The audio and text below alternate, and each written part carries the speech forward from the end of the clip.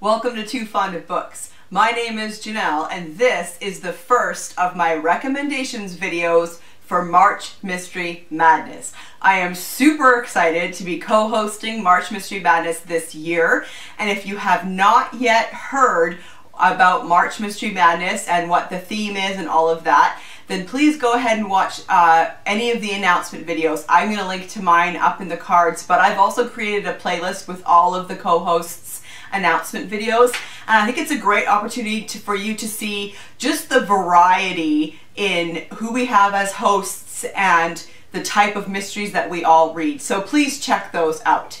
So in this recommendations video, I want to talk about the first prompt, single. Now, my goal with these recommendations videos is to give you some ideas of books that I own that fit the prompts, but also just to show you how you can interpret some of the prompts. We've purposely made them broad. But then also, it's sort of like a little mini shelf tour, because these are all books that I own, and so in a way it's kind of like a little shelf tour. You can take a peek at some of my books. So let's get started with the first prompt, single. And with this here, we were really thinking of single word titles. So the first two recommendations I have for you, I am super proud, because they are not only single word titles, they are single letter titles. I feel like I should win some kind of an award for that. This first one is K by Mary Roberts Rinehart. The copyright page is missing.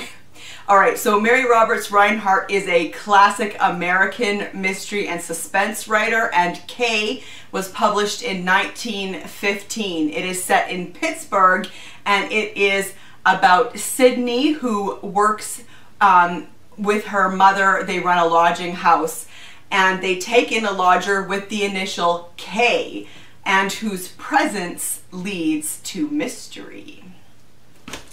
And the second one is X. This is Sue Grafton, part of her Kinsey Millhone series. This is the 24th in the series. This came out in 2015. These books, the Kinsey Millhone books, are about a private investigator living in California in the 80s. And X stands for the number 10, unknown quantity, mistakes, a cross, a kiss, X marks the spot. Kinsey must prove her case against a serial killer before she becomes his next victim. Alright, next up I have a couple Christie Commendations. For my recommendation videos, I am going to include some Agatha Christie's, because she is my favorite author, and I will use every opportunity I can to recommend her books. So for this I have Nemesis, which was written in 1971. This is the 11th Marple mystery, and in this one she receives a letter from Mr. Raphael, who we first met in A Caribbean Mystery, which came out in 1964. A letter from the past asks Miss Marple to right a wrong and sends her on a coach tour packed with drama, danger, and death. And then Curtain, this is The Last Poirot. This was published in 1975, but interestingly enough, Agatha Christie actually wrote this in the 40s. She lived in London during the war, and so she wrote a Poirot and a Marple in case she died in the bombs. She knew that it was a very distinct possibility that she could die during one of the bombing raids. So she wrote one Last Poirot and one Last Marple, and the Marple was Sleeping Murder. So anyway, this is the very last Poirot. It's the 39th in the series, and in this one he goes back to Styles Court, which was the setting of the very first Poirot mystery. Okay, now I have got some historical mysteries to recommend to you, all with a single word title. The first is from the series that S.J. Sansom put out, the Matthew Shardlake series, the first of which is called Dissolution. This was written in 2003, and it is set in primarily in London, but let's just say England, in the 1500s. This first book is set in 1537, and Matthew Shardlake gets sent to the Sussex coast to a monastery there, where there is murder and sacrilege. I love this series. They are so well written. They are so interesting. Yeah, Matthew Shardlake is a great character, and the author just like drops you right into this Tudor time period. They're just so fantastic. So the first in the series is called Dissolution, and every book in the series has a one-word title except for the second book in the series, which is called Darkfire. But the rest of the books in the series are Sovereign, Revelation, Heartstone, Lamentation,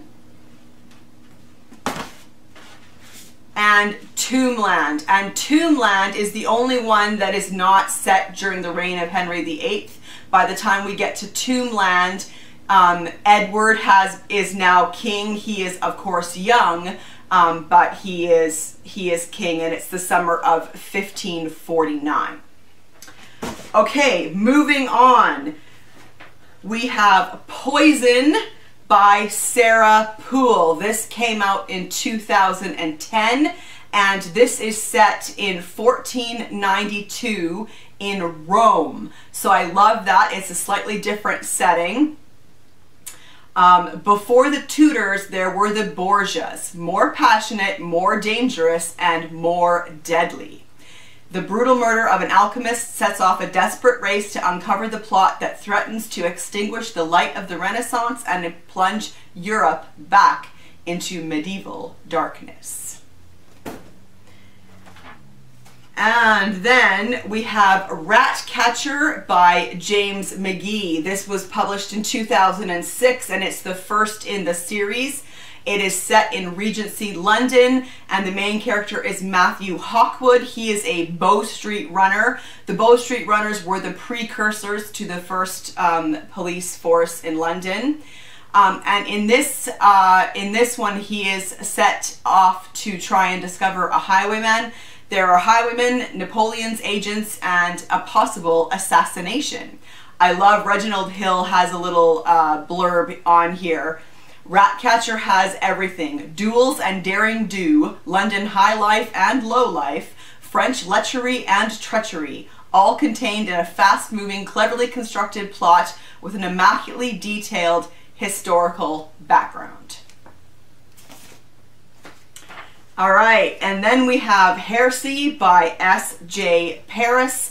This was published in 2010. It is also the first in the series. The main character is Giordano Bruno, and he is a real historical figure.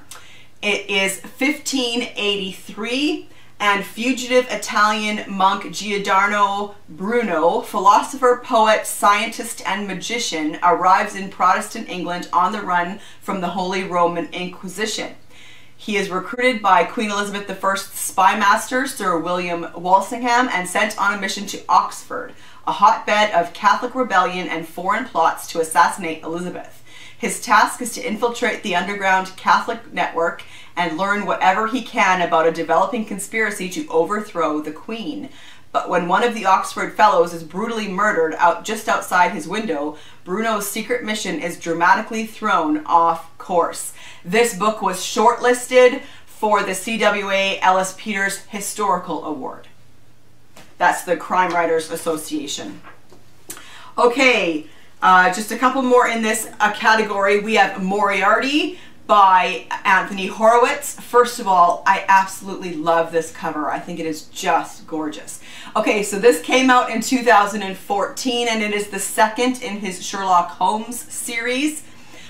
This series were sanctioned by the by Conan Doyle's estate, and it is set after Reichenbach falls. So after Sherlock Holmes and Moriarty, you know, plunge off the falls, A Pinkerton agent, Frederick Chase, partners up with Scotland Yard detective Athelney Jones. I always have a hard time with his name. He is a character from the Sherlock Holmes stories, to hunt down an elusive man trying to be Moriarty's successor. All right, and then we have a couple here by C.C. Humphreys. We have Plague and Fire.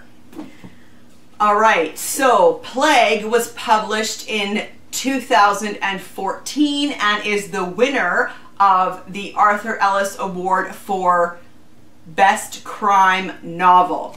It is set in London in 1665. On a dark road outside London, a simple robbery goes horribly wrong when the gentlemanly highwayman William Coke discovers that his intended victims have been brutally slaughtered. Suspected of the murders, Coke is forced into an uneasy alliance with the man who pursues him, the relentless thief-taker Pitman. Together they seek the killer and uncover a conspiracy that reaches from the glittering, debauched court of King Charles to the worst slum in the city, St. Giles in the Fields. But there's another murderer moving through the slums, the taverns, and palaces, slipping under the doorways of the rich. A mass murderer. Plague.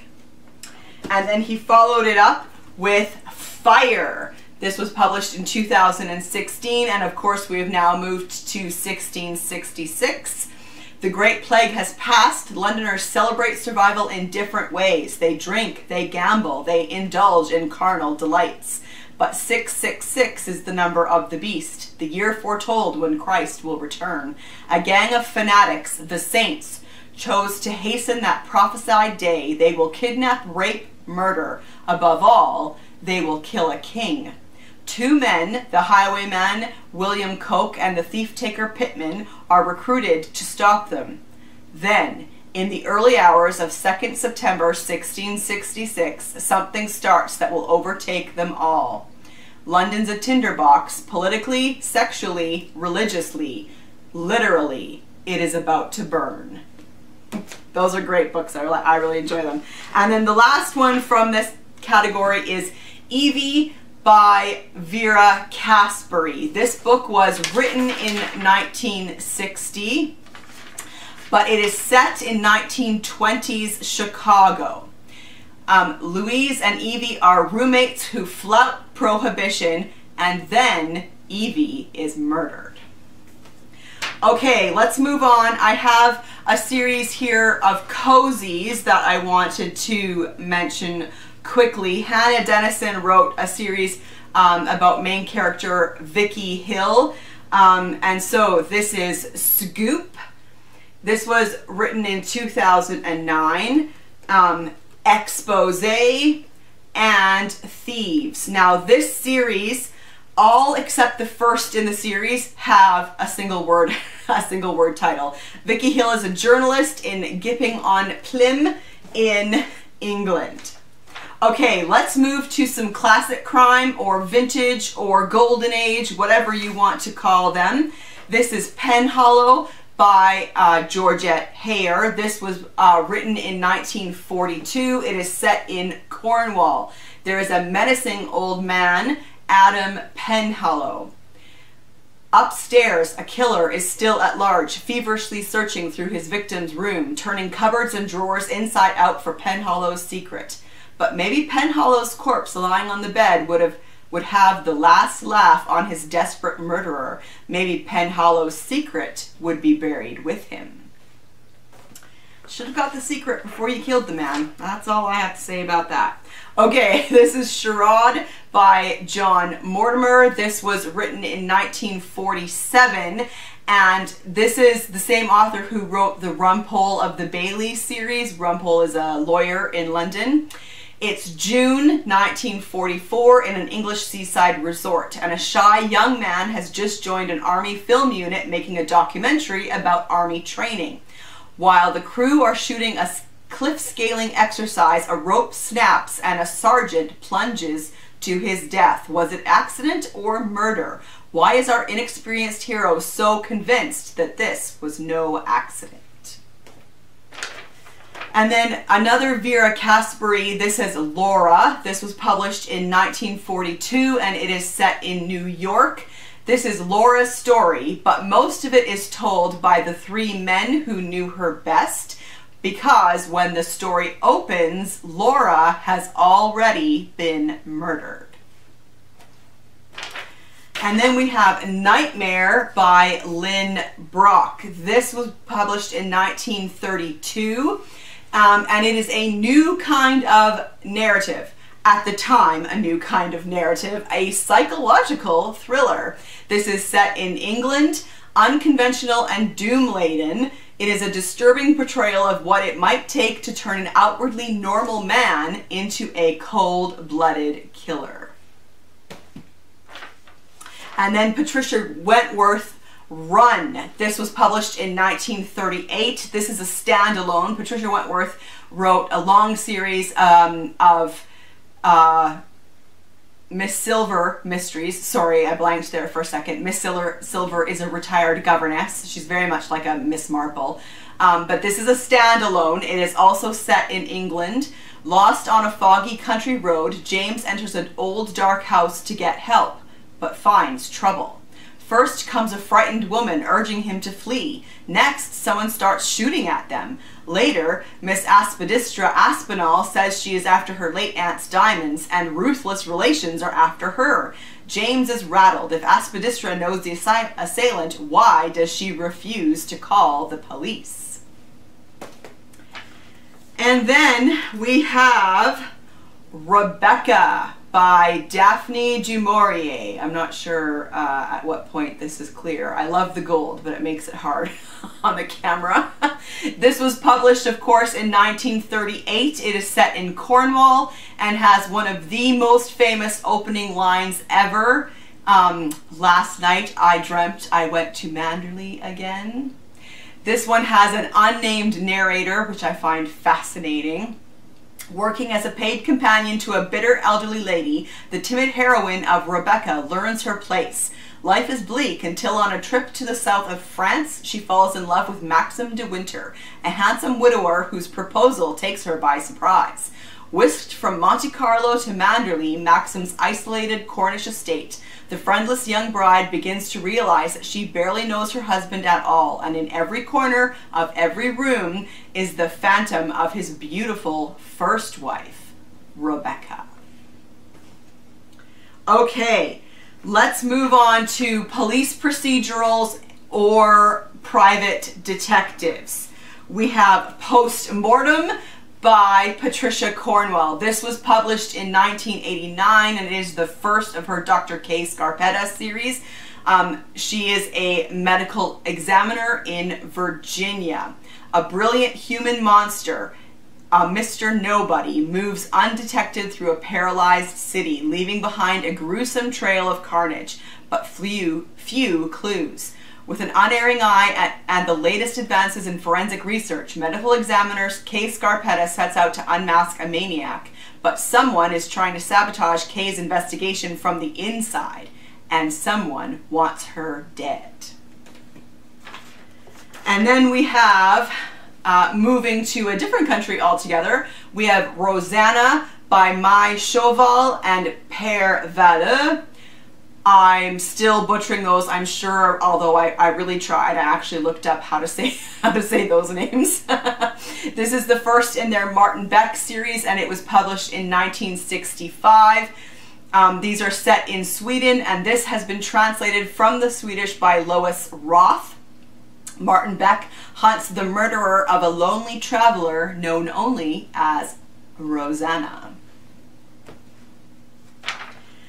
And then we have Reginald Hill's Deadheads. This is the seventh in his DL and Pascoe series. This was published in 1983 and it is set in Yorkshire. Life was a bed of roses for Patrick Alderman when Great Aunt Florence collapsed into her Madame Louis Lapierre and he inherited Rosemont House with its splendid gardens. But when his boss, Dandy Dick Elgood, suggested to Peter Pascoe that Alderman was a murderer, then retracted the accusation, the inspector was left with a thorny problem. And then we have Absolution by Caro Ramsey. This is the first in the series, and it was written in 2007, and it is set in Glasgow. In 1984, it looks like a simple job at a Glasgow hospital, guarding a woman left nameless and almost faceless after a savage acid attack. Police Constable Alan McAlpine has no idea that this easy assignment will haunt his career and change his life forever. 2006. 2 decades later, Alan steps into Patrick Hill Police Station and back in time. Now a celebrated detective chief inspector, McAlpine will lead the hunt for the man the press are calling the Crucifixion Killer. 2 women are already dead, their mutilated bodies laid with arms outstretched. McAlpine's team are confident their distinguished new DCI will lead them to the killer, but the obsession that was born in a hospital room 22 years earlier resurfaces, and now it seems there's a reason. Flynn by Leslie Grant Adamson. This was published in 1991. Laura Flynn is a private detective, and it is Christmas time in London. Flynn Detective Agency is shaky. The case of the missing cat won't pay the bills, neither will the last client. But then a dress designer disappears. Threatening messages and a body in the Thames draw Flynn into a world of betrayal that links the generations of her own London Irish community. And finally, Dennison by Linda LaPlante. This was published in 2015, and it is the first in a series about the young Dennison. Jane Dennison was first introduced to us in Prime Suspect, which was published in 1991 and made famous by the fantastic, oh my goodness, I just totally forgot. Yes, Helen Mirren in the TV show. So this is the young Jane Dennison. The Cray twins are behind bars, but the streets of London are still rife with drugs, robbery, and murder. It is 1973 in the East End of London, and a young WPC, Jane Dennison, joins the toughest ranks of the Hackney Police Force as a probationary officer. When her first case comes in, a woman savagely beaten and strangled to death, Jane is thrown right in at the deep end. The victim's autopsy is just the beginning of Dennison's harsh initiation into the criminal world. Okay, and then I've got only one book in this category, but I love this category, and so I wanted to include it. And this is Hawkridge by Jane Blackmore. This is a gothic. And I think that that counts. The mystery is really broad, a really broad genre, and I love a good gothic. I do. So this was written in 1976, and it is set in Exmoor, which is kind of Devon area. One by one, the Brett family dies, untimely deaths by unnatural causes. The inheritance of the stately manor Hawkridge is the motive. A slow, deliberate, cunning process of elimination is the method. Okay, and I also only have one in this category. This is the spy thriller category, and this is Ian Rankin's Watchmen. This was published in 1988, and it is an early spy novel that he wrote. I don't know how many spy novels he actually wrote, but of course he's gone on to be famous now for the Rebus series, which I love. Bombs are exploding in the streets of London, but life seems to have planted more subtle booby traps for Miles Flint. Miles is a spy. His job is to watch, listen, and report back to his superiors. Nothing more. Miles doesn't lust after promotion, and he doesn't want action. He wants, just for once, not to botch a case. Having lost one suspect with horrific consequences, Miles becomes too involved with another. His marriage is crumbling, and he's being pursued by the Hellraiser of Fleet Street. Then Miles is given one last chance for redemption, a trip to Belfast, which quickly becomes a flight of terror, murder, and shocking discoveries. But can the voyeur survive in a world of violent action? Okay, and then the last series, or the last category, I'm just calling other because I wasn't sure how to categorize these. We have Dance Hall by Bernard F. Connors. This was published in 1983 and it is set at Lake Placid, New York, and I can never hear the words Lake Placid without picturing Betty White feeding cows to a giant alligator. Okay, so on June the 4th, the body of a young woman surfaced from 300 feet of water in Lake Placid, New York. Because of the depth and the intense cold of the water, the body, which was determined by medical examiners to have been submerged for over 20 years, was remarkably well preserved. Authorities concluded that her death had been violent. Now, 2 decades later, someone must pay. And for David Powell and his loving wife Sue and their little girl Dana and all those close to them, the ordeal is about to begin. Awakening by S.J. Bolton. This was published in 2009. This is a standalone. It is set in Dorset and the main character is a wildlife vet called Clara Benning. When a man dies from what appears to be a random snake bite in a quiet country village, the hospital seeks the expertise of wildlife vet Clara Benning. But the post-mortem reveals this was no freak accident. Clara finds herself drawn into the hunt for a brutally inventive killer, putting herself in grave danger as she unravels links to a barbaric ancient ritual, an abandoned house, and a 15-year-old unspeakable tragedy. And then we've got 2 from Belinda Bauer from her Exmoor trilogy. We have Blacklands and Dark Side. Now, Blacklands is the first in the trilogy, and the only thing that connects the 3 books in this trilogy is the place. They're all set on Oxmoor in a small village called Shipcote, but they each have different characters. So this was published in 2009. It's the first, as I said, in the Exmoor trilogy. It is also the winner of the Crime Writers Association Gold Dagger Award for Best Crime Novel of the Year. 18 years ago, Billy Peters disappeared. Everyone believed that he was killed by the serial killer, who went on to admit that he had killed 6 others, burying them on the moor. 12-year-old Stephen, who is the nephew of Billy, spends his spare time digging on the moor looking for his uncle. In a desperate attempt to find out where his uncle is, he starts writing to the killer in prison, and what happens next is a cat and mouse game.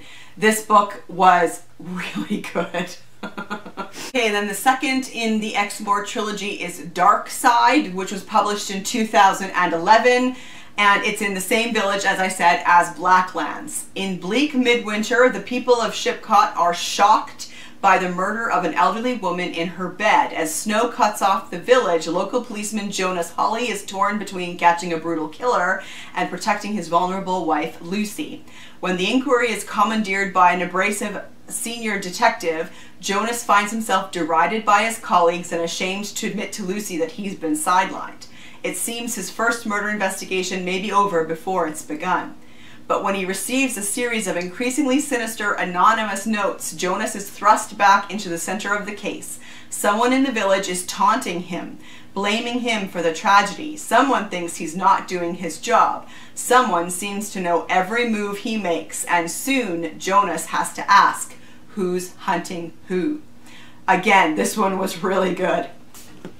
Okay, and then we have C.J. Sansom's Dominion. This is an alternative history thriller published in 2012, and the author is imagining a world where Britain is under the thumb of Nazi Germany. It is set in 1952, and Churchill's resistance shoulders on. So while British people find themselves under increasingly authoritarian rule, the defiance grows. Whispers circulate of a secret that could forever alter the balance of the global struggle. The keeper of that secret, scientist Frank Muncaster, who languishes in a Birmingham mental hospital. Civil servant David Fitzgerald, a spy for the resistance and university friend of Frank's, is given the mission to rescue Frank and get him out of the country. Hard on his heels is Gestapo agent Gunther Hoth, a brilliant, implacable hunter of men who soon has Frank as well as David's innocent wife Sara directly in his sights. And then finally, Sanctum by Denise Mina. This was published in 2002. It is a standalone and it is set in Scotland. Lachlan Harriet's wife has been convicted of the murder of serial killer Andrew Gow, a prisoner in her care. Unless Harriet can come up with grounds for an appeal, Susie will be given a life sentence, depriving her of her home, her family, and her 2-year-old daughter. Harriet is convinced that Susie, a respected forensic psychiatrist, is innocent, and each night he climbs the stairs to her study where he goes through her papers, laboriously transcribing onto his computer her case notes, her interviews with Gow and his new wife Donna, and the press cuttings from the trial. But his search for the truth soon raises more questions than it answers. So there you go. I hope you found something in there that piqued your interest. I would love to hear what you're thinking of for this prompt. If you could let me know in the comments down below, I would love to find out kind of where you're thinking. So yeah, let's chat March Mystery Madness in the comments, and I will see you for another video soon. Bye.